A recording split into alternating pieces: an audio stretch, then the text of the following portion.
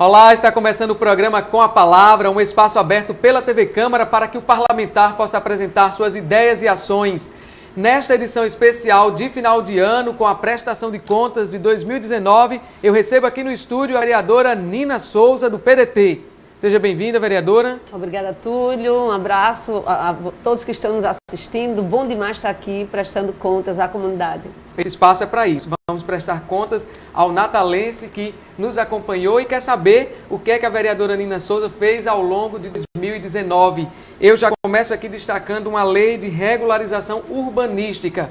Foi uma lei de autoria do mandato da senhora, aprovada. Explica para a gente do que trata. Olha só, Túlio, eu termino 2019, antes de responder sua pergunta, extremamente feliz e agradecida, né? Um ano de muitas atividades, mais de 30 projetos de leis protocolados, mais de 400 requerimentos, inúmeras audiências públicas, perto da comunidade, reuniões, debates, enfim.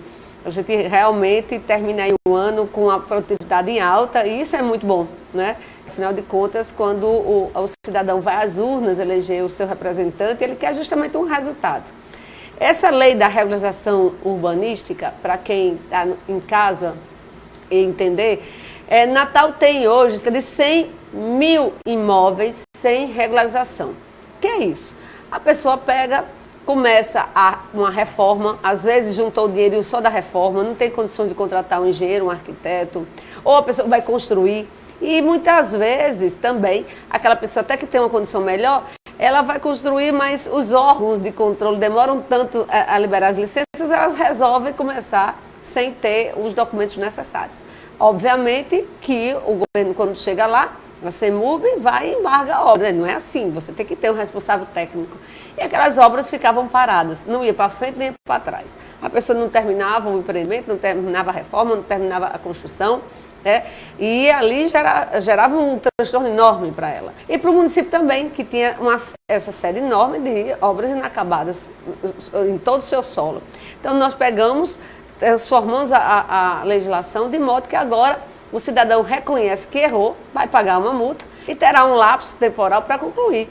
Aí ele está conseguindo terminar a sua obra, ele consegue empreender, consegue alienar, às vezes, o imóvel, empréstimo. E se adequa também com um técnico, tipo engenheiro, junto ao CREA. Porque é o seguinte, se você não for permitido que você termine, você não tem como ir para frente nem para trás. A gente diz assim. Então você paga aquela multa, você consegue terminar e, obviamente, você coloca dentro do parâmetro.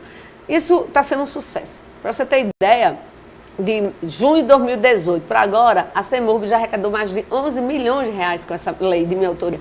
Só essa lei já justificaria o meu mandato, né? E os recursos dessa lei são todos empreendidos na área de saúde, educação, de mobilidade urbana, certo? De incentivo a práticas dentro da própria CEMUB, de preservação ambiental. Então, isso para mim já é um motivo de grande orgulho. Uma lei de 2018, mas que com frutos em 2019. E os frutos, na realidade, os frutos vão gerar por muitos anos. Por muitos anos. Agora eu gostaria de falar de um projeto que dominou a pauta do Legislativo durante um bom tempo. Foi um projeto bastante debatido na Câmara Municipal, que regulamenta a atividade de motoristas por aplicativo na cidade. A senhora enfrentou o debate e hoje essa atividade está regulamentada. Enfrentei e enfrento, não é? Sou defensora da tecnologia, sou defensora de quem quer trabalhar de forma lícita. Nós sabemos que o grande problema desse país é a falta de emprego. O Estado brasileiro não tem condições de empregar toda a sua população. Então, quem trabalha no Uber, na Pop e nos outros aplicativos são homens e mulheres que querem, de forma lícita, prover as suas famílias, botar o pão de cada dia na mesa da sua família. Então, claro que essas pessoas tinham que ter alguém para defendê-las. Vim para a linha de frente. Hoje nós temos o orgulho de dizer, foram 13 meses de discussão. Natal hoje tem a melhor regulamentação do país inteiro. Isso é motivo de orgulho para a gente, né? E entendendo que hoje não tem coisa mais fantástica. Você está onde você estiver, pega ali o celular, chama um transporte por aplicativo, chega 3, 4, no máximo 6 minutos, você sabe qual é o valor, não é? Isso é uma dinâmica muito forte. A tecnologia, ela está presente, é uma realidade. Nós temos que caminhar para frente, não dá mais para a gente não entender que há uma evolução. Há um novo momento. E esses motores por aplicativo significam isso. Então, essa regulamentação é muito importante, porque tem 2 eixos na regulamentação. Agora, deixa eu só, Pois não. licença, vereadora, fazer uma pergunta. No início, sobretudo, houve um descontentamento muito grande dos taxistas, porque são interesses conflitantes. Como é que esses interesses foram colocados na mesa e foi dialogado também junto aos taxistas com essa questão? Primeira coisa que a gente tem que colocar quando a gente se envolve numa discussão dessa é entender a legislação. A legislação dos taxistas é uma, certo? Eles são regidos pelo poder público, uma legislação de permissão que eles têm. Já os motoristas por aplicativo é uma lei de direito privado, com regras próprias. E assim, nós temos que entender que, primeiro, o sol nasceu para todos. Tá? Uma atividade, ela não prejudica a outra, porque o perfil do usuário, ele é diferente. A pessoa que trafega no transporte por aplicativo, ela tem um perfil diferenciado de taxista. Por exemplo, eu tenho pessoas da minha família que só querem andar de táxi, porque tem o carro lá todo pintado, tem uma identificação clara, né? E já é tradicional. Mas assim, hoje ninguém quer mais, com todo respeito, ir para esquinas, tá, dando grito.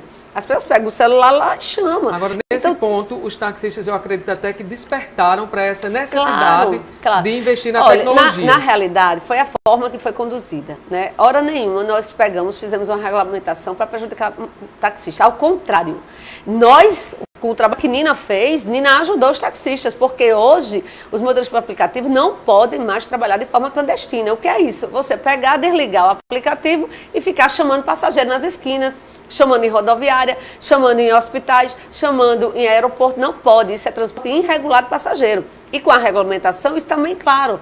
Outra coisa, o nosso motorista por aplicativo, ele tem que se capacitar, ele tem que ter elementos básicos de conduta com o cliente. Outra coisa, nós vamos identificar sim os motoristas por aplicativo, com um dígitozinho identificador. Vai ter a carteira de motorista do aplicativo, ou seja, nós colocamos tudo isso dentro de uma regra. Da mesma forma que os taxistas têm regra. Mas a forma aqui, às vezes, quando o debate acontece, se cria uma celeuma para dizer a vereadora Nina é contra taxista. Ao contrário, a vereadora Nina ajudou muitos taxistas na hora que ela regulamentou os motoristas por aplicativo. Cada um está no seu quadrado, cada um com sua legislação para obedecer e todo mundo trabalhando, porque é isso que a gente quer. Agora, claro, é preciso entender que hoje estamos num novo momento, é preciso se modernizar. Inclusive, vários motoristas de táxi hoje estão se modernizando. Estão criando aplicativos para táxi, buscando as suas melhorias. Claro, né? Claro. Então é isso, a gente tem que caminhar para frente. Eu acredito que o aplicativo realmente assim, é uma praticidade e um caminho sem volta. Sem volta. A tecnologia é um caminho sem volta. E aí houve essa regulamentação. Sim. E Natal ganhou o natalense com esse serviço regulamentado. Porque a gente aí acabou essa sombra, né? Essa história de dizer assim, não vamos pegar e limitar. É absurdo, a gente não pode limitar. Nós temos que dar condição para quem quiser trabalhar. Livre iniciativa. Lógico, a Constituição ela fala de livre concorrência e livre iniciativa. E fala de dignidade da pessoa humana. Ou seja, dignidade da pessoa humana no momento que você está trabalhando, vou dizer de novo, para botar comida na boca dos seus filhos. Livre iniciativa, livre concorrência, cada um busca os elementos necessários para entrar no mercado de trabalho. Quem vai limitar simplesmente é a demanda. Ou seja, se eu tiver 10 mil motoristas por aplicativo e se eu não tiver o cliente, os 10 mil não vão trabalhar. Isso é uma lógica. Se eu tiver 3 mil e não tiver o cliente, também não vai trabalhar. Então, é essa dinâmica que muitas vezes as pessoas não entendem. Mas aí a gente segue firme em defesa dos motoristas por aplicativo, em defesa de quem realmente quer trabalhar e se manter de forma honesta nessa sociedade tão avassaladora, Túlio. Vamos tratar um pouquinho agora sobre o servidor público. O mandato da senhora tem uma atuação voltada para o servidor público, inclusive com a apresentação de uma lei que reduz a carga horária de servidores com filhos ou cônjuges, né, companheiros, que sejam portadores de necessidades especiais. Como é que está a regulamentação dessa lei por parte do município? Eu sou servidora pública há 28 anos, né? Eu acredito muito em serviço público de qualidade. O servidor público ele é patrimônio do município, é aquele servidor que vai ao longo de uma trajetória se capacitando, dando o melhor de si, né? Muitas vezes passa muito mais tempo no trabalho do que até mesmo em casa. Muitas vezes não participa nem da educação dos seus filhos e a gente precisa estar sempre tutelando esses homens e mulheres, né? Então, dentro dessa lógica, a gente vem acompanhando aí atividade na STTU, dos servidores da STTU, que tem várias demandas reprimidas. Nós estamos acompanhando também várias demandas dos agentes comunitários de saúde e dos agentes de endemias, por entender que é uma categoria muito importante para Natal. São 1.500 servidores da saúde que estão todos os dias nas casas, e sobretudo nas casas daqueles que mais precisam, e esses profissionais precisam do aporte. E também entendendo que dentro desse conjunto todo de servidores, temos um grande problema. Muitos servidores têm filhos, tá? Ou parentes de primeiro grau que tenham deficiência. Demandam cuidado, demandam atenção. Só sabe a necessidade de cuidar da pessoa com deficiência quem tem a pessoa com deficiência. Então, muitas vezes, o salário que ganha não dá para colocar uma pessoa para cuidar. E mesmo se desse, o cuidado da mãe, cuidado do pai, cuidado da irmã, cuidado de um tio, é diferente. O cuidar de um familiar é diferente.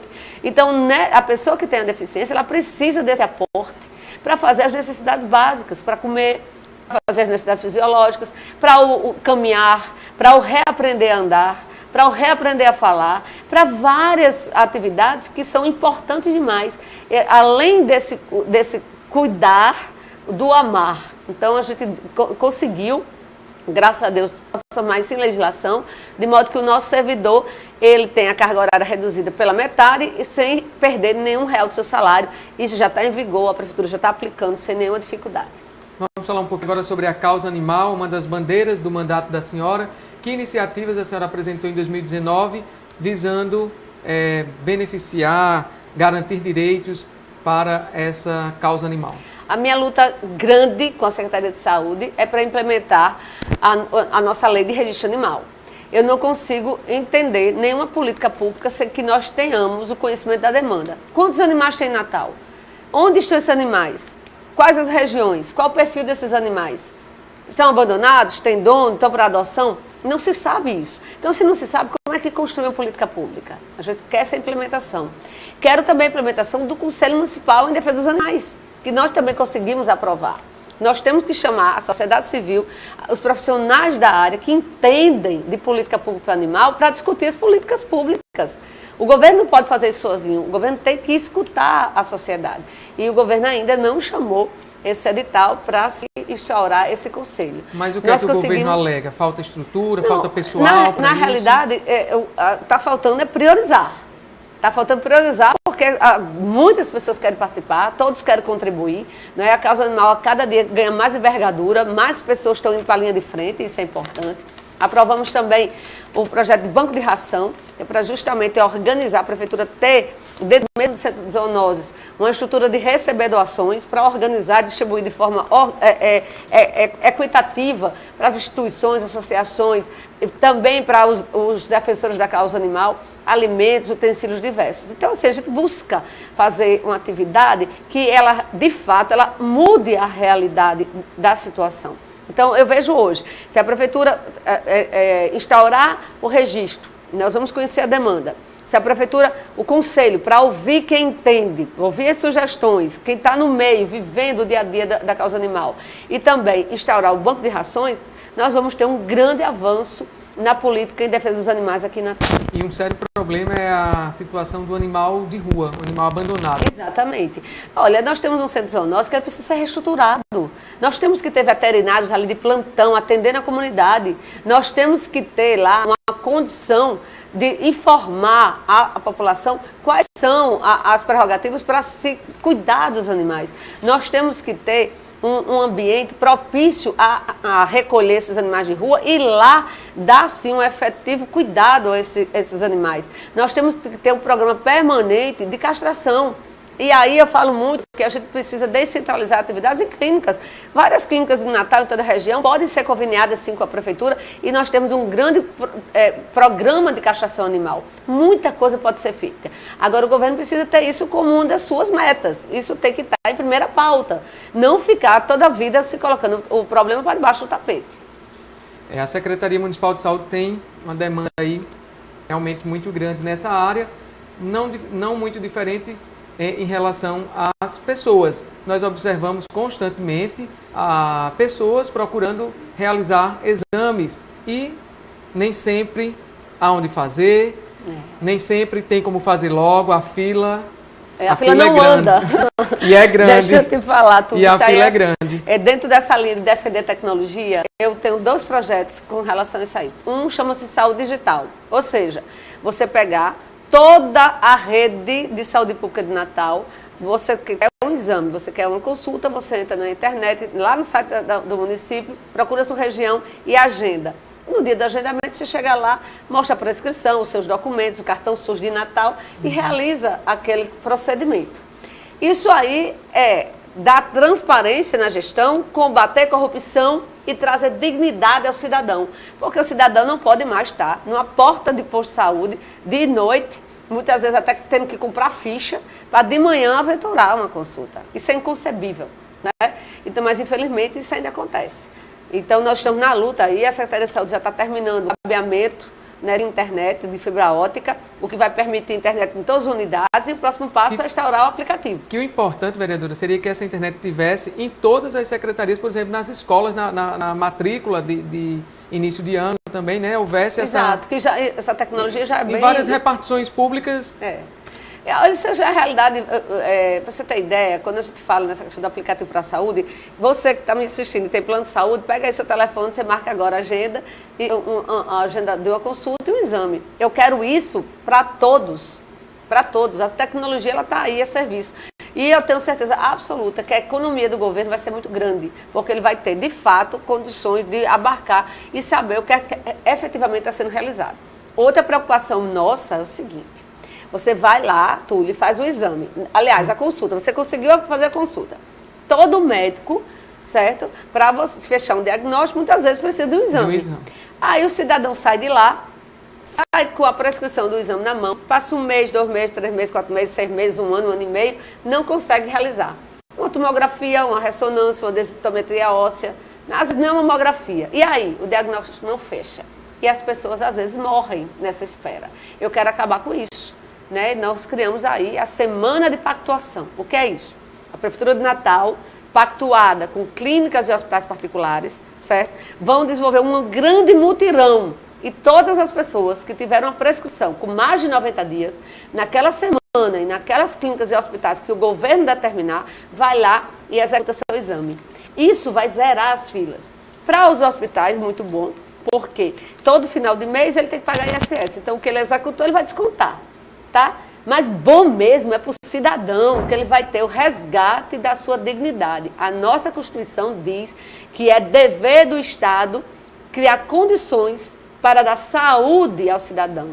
E o primeiro fundamento constitucional que é tutelado é o direito à vida. Então, nós temos que construir políticas públicas que garantam que você viva, que todos nós possamos viver.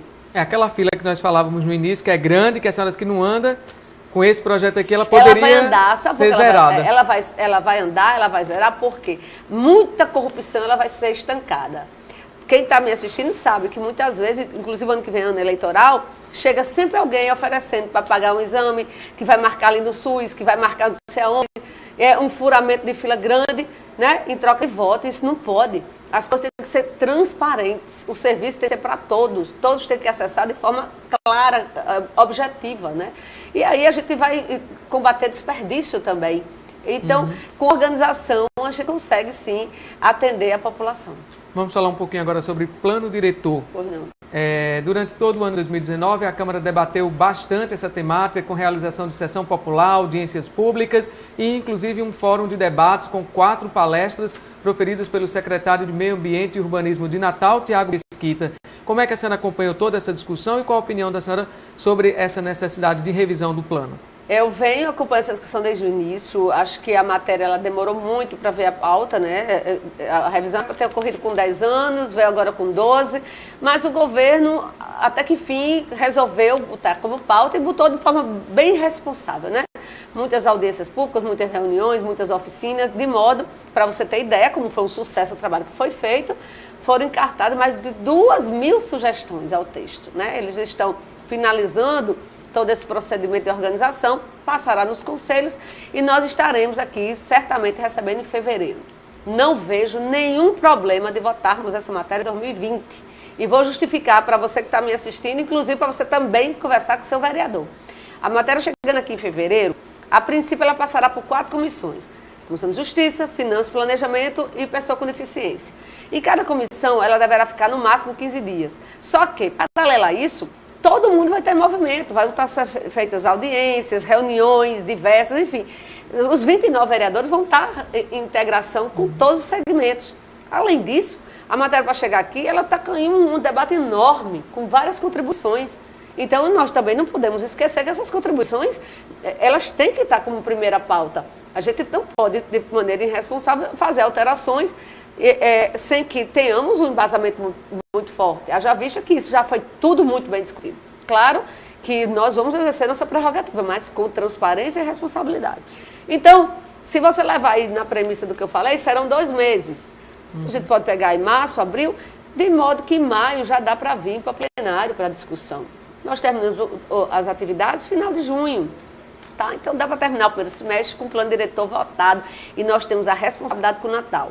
Nenhum vereador deve ir para pleito eleitoral sem que tenha dado a sua contribuição no plano diretor. Lembrando também que período eleitoral só começa a partir das convenções, que deverá ocorrer em agosto. Então, quem estiver fazendo campanha eleitoral antes desse período está cometendo um ilícito eleitoral. Tá? Então, eu tenho muita responsabilidade com isso. Eu acho que é inconcebível nós não votarmos. Tá? Eu acho que tem que votar sim. Se for preciso, varar a madrugada, sabe, sem nenhum problema. Mas eu, particularmente, a vereadora Nina, quer dar essa contribuição. Eu quero terminar o primeiro semestre de 2020 com essa revisão sendo liberada nessa Casa Legislativa. Segundo semestre, cada um vai para a sua campanha e aí o cidadão vai decidir. Tá certo. Vereadora, alguns técnicos que acompanham essa discussão dizem que é importante, claro, votar a revisão do plano diretor, mas sem esquecer da regulamentação das zonas de proteção ambiental, as conhecidas ZPAs. Atualmente, das 10, 5 são regulamentadas, 5 ainda dependem de regulamentação. A senhora acredita que é possível incluir nesse processo já essa regulamentação dessas zonas de proteção ambiental? Antes de falar das zonas de proteção, eu digo muito a você o seguinte, eu falo isso por onde eu passo e se fala em plano diretor. Nós podemos ter o melhor plano diretor do mundo, se nós não reestruturarmos as nossas secretarias, se nós não fomentarmos as atividades dentro delas, nada vai adiantar. A CEMUB, por exemplo, é uma secretaria que tem vários técnicos e técnicos muito competentes. Só que eles estão assoberbados de serviço. É preciso alargar esse universo, é preciso implementar tecnologia, é preciso contratar mais engenheiros, mais arquitetos, mais fiscais, para que as coisas andem. Você dá entrada no documento lá, são 6 meses, 8 meses, isso não existe. Aí você faz um plano diretor, beleza, vamos construir. Mas como? Chega na burocracia desenfreada, você não sabe para onde ir. Então é preciso também ter esse olhar. Com relação às EPAs, esse movimento já está acontecendo, tá? De modo que essa revisão, ela não vai se conflitar com essa regulamentação. A regulamentação ela é importante, vai ocorrer, mas dá para trabalhar todo de forma paralela, na maneira que nós temos que dar para Natal a possibilidade de crescimento. A gente não está mais para continuar dessa forma, né? A gente precisa realmente sair dessa situação, dar condição para quem quer empreender, que o poder público ele tem vontade de investir em infraestrutura, mas está meio amordaçado, haja vista o contexto nacional, que não tem recurso, então precisa desse aporte da classe empresarial. Mas como é que o empresário vai investir em Natal se não tem segurança jurídica nenhuma? É muito complexo. Vamos falar um pouquinho agora sobre a reabertura do Fórum Varela Barca. Fórum que fica na zona norte da cidade e que tinha sido fechado por uma decisão do Tribunal de Justiça do Estado. A senhora intermediou algumas discussões, algumas conversas com o tribunal no sentido de reabrir o fórum pela importância que ele tem. Como foi esse trabalho de sensibilização junto aos gestores, né, do Tribunal de Justiça, aos desembargadores, no sentido de reabrir o fórum? Olha, assim que o desembargador João Rebouças assumiu a presidência, nós fomos procurá-lo, mostrando para ele a necessidade de reabertura daquele fórum. A Zona Norte de Natal hoje tem mais de 300 mil habitantes. Fora isso, você fica naquela região ali, sendo o limite com vários outros municípios.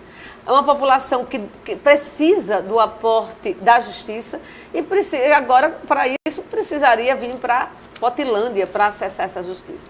As pessoas têm medo, às vezes, até de procurar seus direitos. Imagine quando esse direito ele é dificultado. Você tem, para você ir para o Potilândia, o acesso é ruim. Tem o gasto com passagem, o gasto de uma alimentação. se precisar levar uma testemunha também tem que arcar com as despesas, enfim. Então, nós conseguimos mostrar ao desembargador, o desembargador muito sensível, né, um homem realmente muito simples, entendeu, abriu-se logo um leque de discussão, de maneira que o fórum está reabrindo aí com o Sejusc, diminuindo esse caos que foi instaurado e, graças a Deus, a população voltando a ter esse atendimento. É assim que a gente precisa entender e encarar as situações. A gente não pode pegar um fórum daquela envergadura, fechar e ficarmos calados. A Zona Norte é muito importante para Natal e precisa, sim, daquele fórum reaberto. Ok, vereadora, vamos falar um pouco agora sobre o orçamento para 2020. A senhora apresentou várias emendas, assim como vários parlamentares, para o orçamento 2020. Sabemos que o orçamento é uma peça que trata de uma previsão, né? Previsão de receitas e despesas. Só que o que a prefeitura espera receber pode ser que não receba. Não se configure. Não se Mas confirme. É importante. Agora, claro que é uma peça fundamental, né? É fundamental, é muito importante e importante também que os vereadores façam, sim, o encarte de emenda. Afinal de contas, as emendas são provenientes das discussões que ele recebe, das demandas que ele recebe todo dia, nos bairros, nas reuniões, aqui na casa. E que precisa dar encaminhamento. Precisa dar encaminhamento. Minhas emendas aí, eu coloquei emendas para os agentes comunitários de saúde, para que a gente coloque, eles têm os tablets para justamente informatizar a atividade deles. Não dá mais para você estar com um papel anotando, tem que ser tudo realmente informatizado, com informações fidedignas, enfim. Coloquei emendas para dar condições aos servidores da STTU ter as suas progressões garantidas, não é, os direitos reconhecidos. Coloquei emenda para o São Vale, que eu venho uma luta aí desenfreada pela pavimentação e drenagem do São Vale. Coloquei emendas para pavimentação e drenagem também no Jardim Brasil, não é, em várias ruas da Zona Norte. Coloquei emendas também nesse sentido para o saúde digital, para pactuação, saúde do registro animal. Emenda por registro animal, ou seja, dentro desse arcabouço das minhas leis, eu coloco destinação de recursos para a gente poder, o governo ter condições de operacionalizá-la. Coloquei muita emenda também para a questão da reestruturação urbanística de Natal.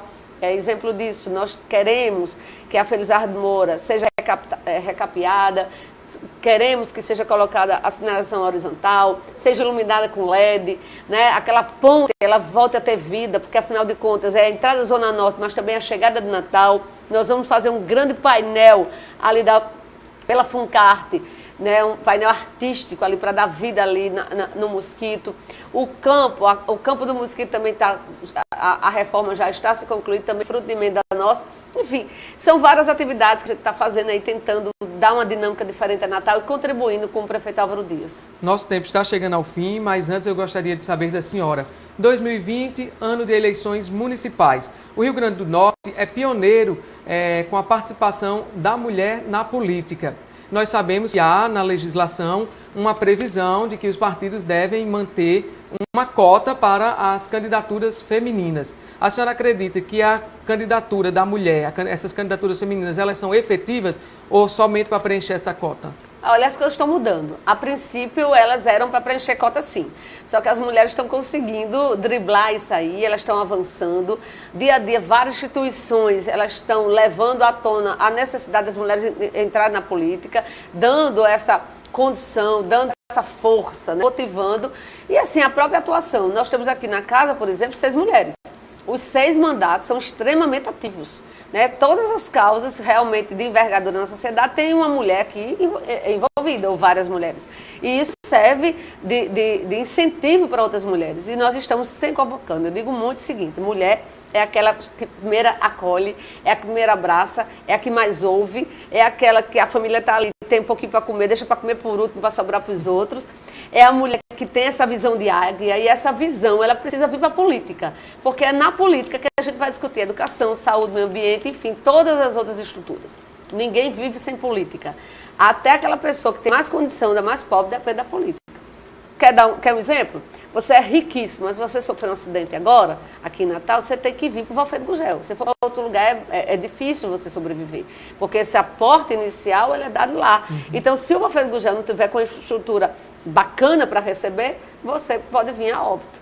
Né? Estou dando um exemplo, né? E todo mundo anda em rua, todo precisa de iluminação, enfim, precisa da política. Vereadora, infelizmente nosso tempo chegou ao fim. Eu gostaria de agradecer a participação da senhora aqui no programa Com a Palavra, em ter vindo, ter debatido todos os assuntos que nós temos aqui para esse debate e ter dado sua opinião. Muito obrigado. Eu que agradeço a oportunidade e quero dizer a você que está me assistindo que eu espero muito em Deus que você tenha um Natal de muita luz, de muita esperança, que tudo aquilo que você não realizou em 2019, 2020, você realize, que você, dentro do seu pouco, você transforme muito. Agradeça muito a Deus pela sua saúde, pela sua família e, com certeza, aquele desejo que está ali, guardado no seu peito, vai ser realizado. É força e foco. Que Deus abençoe a todos nós. Rapidinho, redes sociais da senhora para quem quiser entrar em contato. Nina Souza, vereadora. Pronto. Só isso. Só procurar lá nas isso. diversas redes sociais. Muito obrigado. Esta edição do programa Com a Palavra, a vereadora especial com Nina Souza, fica por aqui. Outras informações sobre o Legislativo Natalense e a cidade, você confere ao longo de nossa programação.